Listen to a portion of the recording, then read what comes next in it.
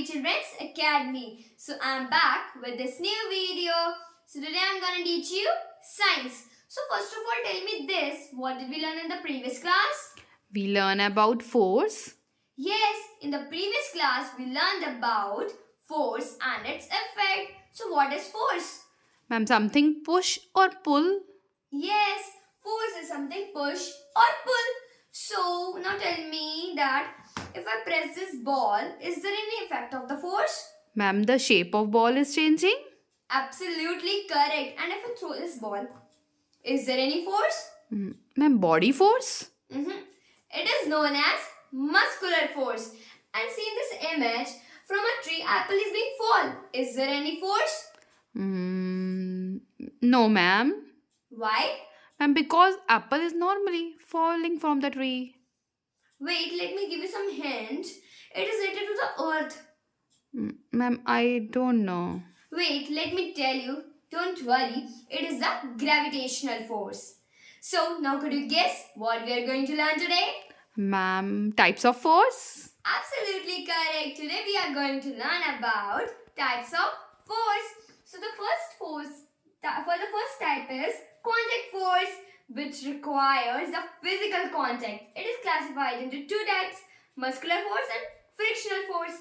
In the muscular force, muscles exert force. See, a boy kicking a ball. And the second, frictional force, a boy pushing a box. The force is being in this side and friction is opposing it. So frictional force means that it opposes the motion of the object. So the second is non-contact force. Remember, non-contact force does not have any physical contact. It is classified into three types: electrostatic force, gravitational force and magnetic force. First is magnetic force. It is exerted by the magnets. Let's do an activity. See, I have two magnets. If I keep it and see how it gets attracted. I haven't give a force or did anything. It gets attracted by itself. So what is that? Magnetic force. And the second is gravitational force. See, from a tree, an apple is being fall. What is that? Gravitational force. As I told you that it is exerted by the gravity.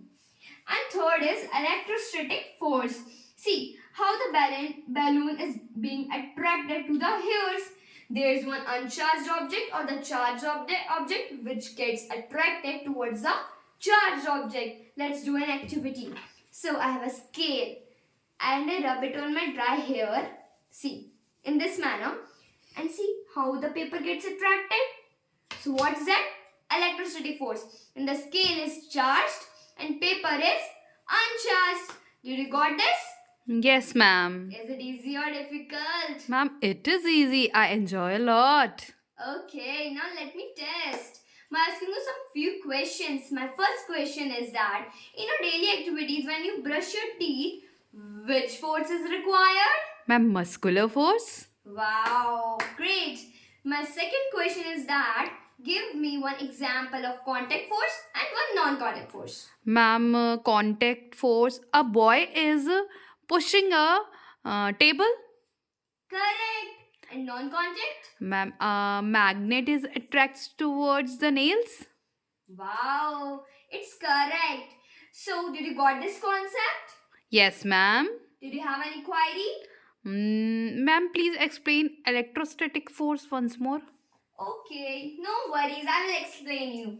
In electrostatic force, one uncharged object or the charged object gets attracted towards the charged object. As you can see in this image, a balloon is when rubbed on her hair, it attracts.